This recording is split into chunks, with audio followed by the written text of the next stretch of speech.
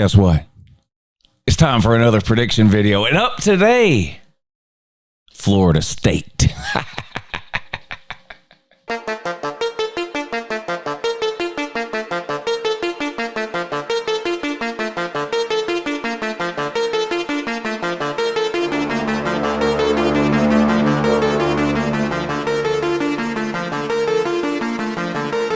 I know stuff. Oh yeah, good morning, that is Uncle Lou here. That's right, it is me, Lou Stradamus, live for you on LouTube with another prediction video. I do an entire series of these videos every single off season. We start them around this time, run them through about the middle of August. Going to try to do about 40 or 50 teams. We've done Clemson, Tennessee, Nebraska, Arizona State. Going to take a look at Florida State today. So make sure you click back, check those videos out. They're detailed prediction videos. Of course, I put the schedule up and I go through it game by game. I don't just say, you know, I think this team's going to go 7-5 or 9-3 or whatever it is. I actually list the games. If I think they're going to lose 3 games, I list the actual games I think they're going to lose. So let's talk about Florida State. Now, an absolute disaster last year. There's no doubt, no question about it. 2-10, one of the worst seasons, not just for Mike Norvell at Florida State, but one of the worst seasons for Florida State, really of all time. When you look at sort of where they're at as a program now, I mean, yeah, they had some really bad years 40, 50, 60 years ago, whatever it was, but they're in a totally different spot now. And it's completely unacceptable for Florida State in today's environment to ever have a season like that. And what makes it even worse is it's not a scenario where it was like a first-year coach taking over some bad situation from the year before.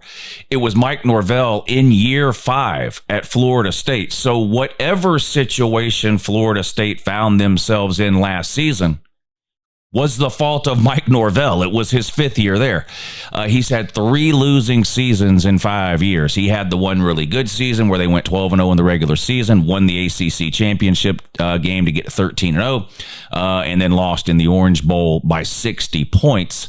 But other than that, it really has not been good for Mike Norvell in Tallahassee at Florida State. The year before the ACC championship, they had a decent season, but those are the only 2 winning seasons he's had. 3 losing seasons in 5 years is not a fluke. And when you're having those losing seasons at the tail end of that 5-year period, you've got nothing else to blame. You can't blame the previous staff. You can't blame the players that were there when you got there.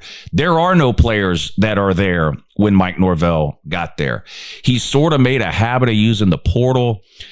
Everyone uses the portal for the most part, but it seems to me anyway, he's relying way too heavily on the portal. You look at this year, the portal class that he brought in for this season, brought in 23 players through the portal. And when you bring up the list, and look, now on the one hand, you say, well, they were terrible last year. They need to turn the roster over. I kind of agree, but again, these are conversations you usually have about a first or a second year coach inheriting a bad situation that he had nothing to do with. This is all of Mike Norvell's own making. They brought in DJ Uiagalelei for last season. It did not work. And they're trying it again with Thomas Castellanos, the transfer out of Boston College, who we'll talk about in a second. But again, this is year 5. Mike Norvell was brought to Florida State as some sort of offensive guru and like a quarterback whisperer. You're there 5 years. Where is the quarterback that Mike Norvell has recruited out of high school, signed, developed, and is now ready to start at Florida State under Mike Norvell? Where is that player? They don't exist.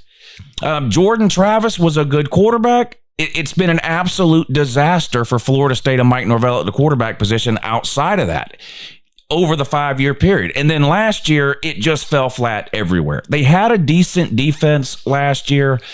It kept them in some games, but the offense was just so bad that they really didn't have a chance in the majority of the games they played. Their only 2 wins were against Cal and Charleston Southern. The most embarrassing loss was probably Memphis, who, of course, Mike Norvell was the head coach there before he got the job at Florida State. To turn around and lose to your old school, a group of 5 school in your 5th year at your new school, is just unacceptable and embarrassing. They got blown out by both their rivals, Florida At the end of the year. Miami around the middle of the year, they lost opening week halfway across the world in Ireland to Georgia Tech. It was just a terrible season. So you say, okay, they needed to turn the roster over, and that's what they did. But the problem is they did that last year, and that's part of what led to the 2-10 season. Florida State, the State University of Florida, the recruiting hotbed, it's in the middle. There is no reason why Florida State shouldn't be recruiting in the top 10 every single year. They've got the location, they've got the history, at least, the modern history. When you talk about the last 30 or 40 years, again, they were garbage prior to about the mid 80s, but they've been a decent program since then, up until about the last decade or so. They dropped the ball big time with the Willie Taggart hire, and they seem to have doubled down on that now with Mike Norvell. If he can't get to 8 or 9 wins this year, I don't see how Florida State keeps him. The problem is, and you probably heard this yesterday, the House settlement has finally been approved, which means these colleges and universities are going to start paying these players directly, around $20 to $22 million a year. Some of the final numbers have yet to be sort of finalized. So you're seeing schools now be a little bit more hesitant to fire a coach quickly. They're a little bit longer of a leash. You look at Billy Napier at Florida, perfect example of that. It used to be these schools could pile up cash. They didn't have to give any of it to the players, and they could pay these coaches these 30, 40, 50, in some cases $80 million buyouts. I don't know if Florida State's in a position where they can do that right now, especially considering that they've wasted untold amounts of money on lawyers' fees trying to sue their way out of the ACC, which is another failure in the Florida State column. They're still in the ACC. They'll be in the ACC tomorrow. They'll be in the ACC next year. They'll be in the ACC in 2027, in 2028, in 2030. Just a giant waste of money. And on top of that, the one good year Mike Norvell had, and let me just remind you, 3 losing seasons in 5 years. He has one good season a couple of years ago. What do? Huge contract, extension, ton of money, $100 million deal. It just mismanagement at a catastrophic level at Florida State, really over the last decade, has put themselves in this hole. So here they go again. Mike Norvell's back against the wall, desperation mode. He's got no choice. He hasn't recruited well enough out of high school to be able to compete even in the ACC. So he's got to go to the portal now in a win or get fired year, maybe. And that's what he's done. 23 players in from the portal. We talked about Castellanos.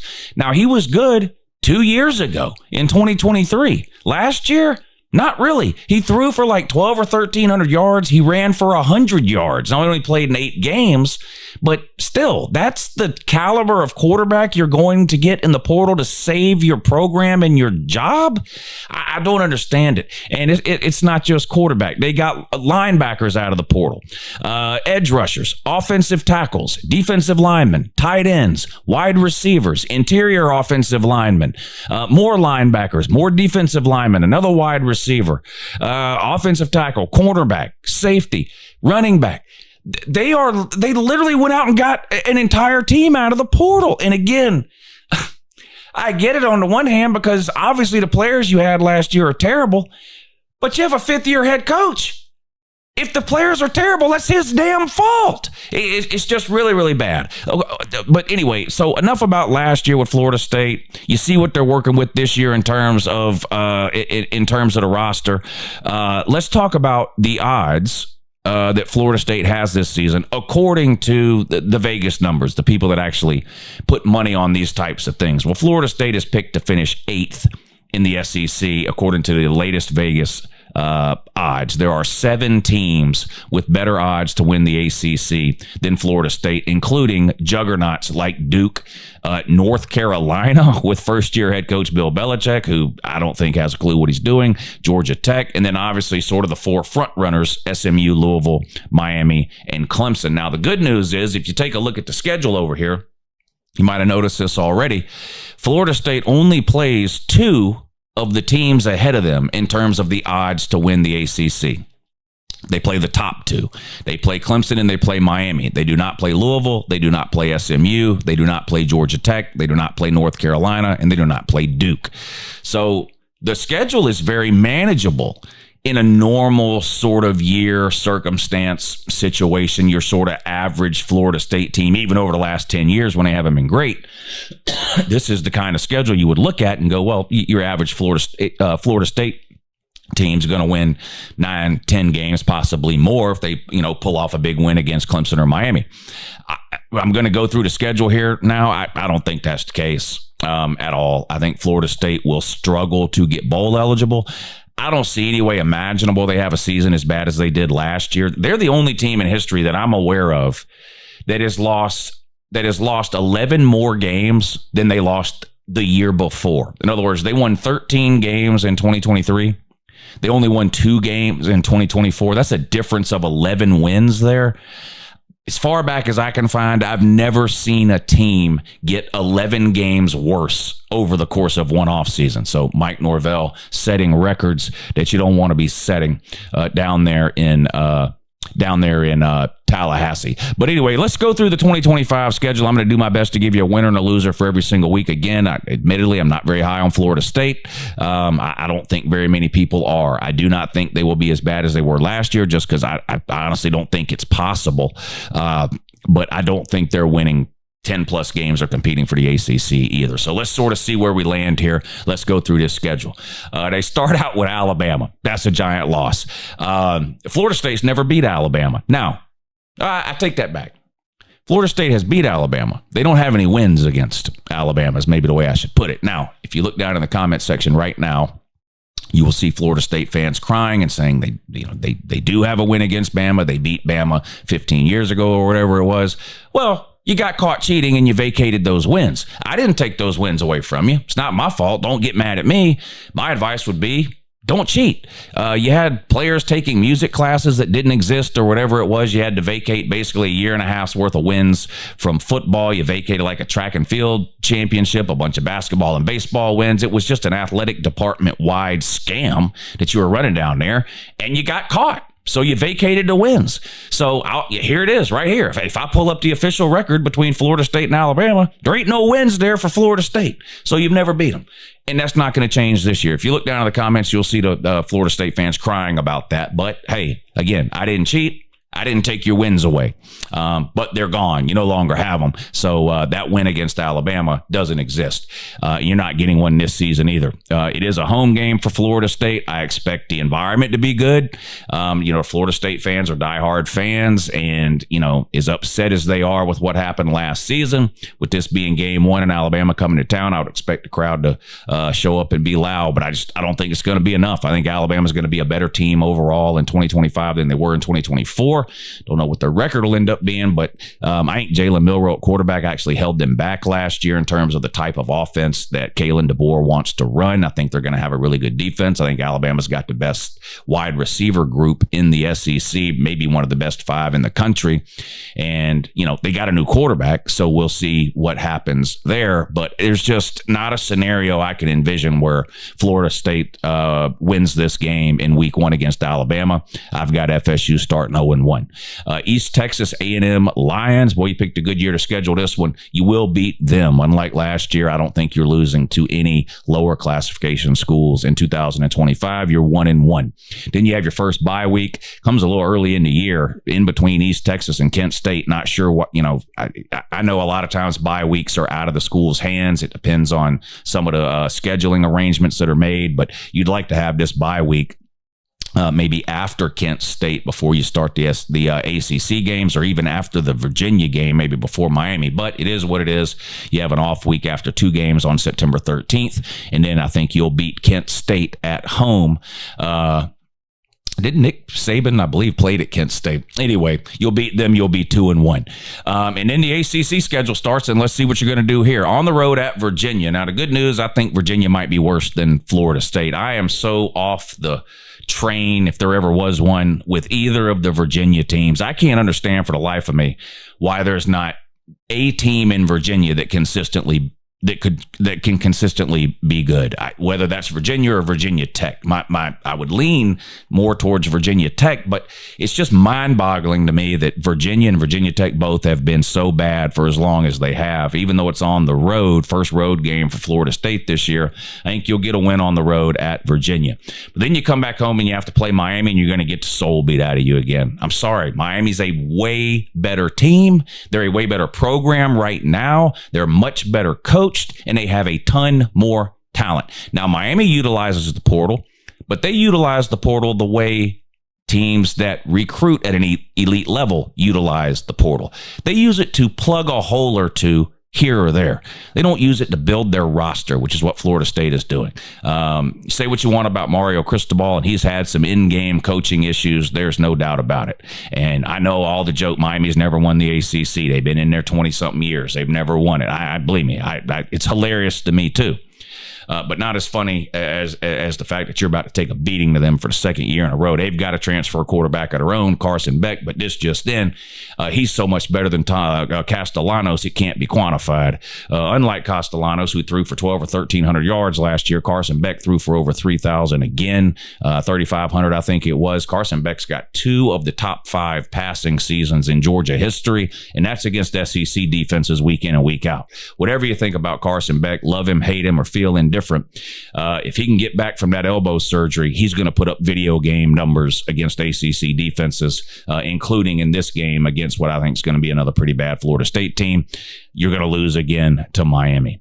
Another home game against Pitt. I'm going to give you a win here, but this is the first game I've come to on the schedule where I kind of went back and forth on it a little. It wasn't that long ago I would see Pitt on Florida State's schedule, and I would just go, well, Florida State's going to win that one, and I'd go on to the next team. That's just not the case anymore with where Florida State is right now and with Mike Norvell as your head coach. Now, I'm giving you a win at home against Pitt, but again, the days of Florida State being able to look past sort of the lower half of the ACC, those days are over, at least for right now. But I am giving you a win at home against Pitt. Then you go on the road, travel way out west to play the Tree, Stanford, one of the new additions to the ACC from last year. If there's a team worse than Florida State, it's definitely Stanford. I'm giving you a win on the road at Stanford. And then you have your second bye week before you wrap the season up with 1, 2, 3, 4, your 5 remaining games, starting with a home game against Wake Forest. And again, I'm giving Florida State the win here, partly because they're coming off of a bye week, couple extra weeks to prepare, but they run a unique offense there at Wake Forest. They tend to pull off an upset or two along the way every single year, even though they don't end up with a great record. But I'm going to give Florida State the benefit of the doubt and say they get a win at home over Wake Forest. But then these last 4 games, man, 3 of your last 4 games are on the road. 2 of them are against teams that will probably be ranked by this point in the season. I'm not so sure about Florida. Clemson definitely will. Clemson's the real deal in 2025. They're going to be one of the best teams in the country. Cade Klubnik is going to have a monster year. That their wide receivers are finally starting to sort of get back to what they were in the mid to late 2010s. I don't think they're there yet, but they've got some weapons at wide receiver, and they've always got one of the best defenses in the ACC, especially the front 7. There is no way imaginable that Florida State is going on the road late in the year in November and winning a game at Clemson. That's a loss.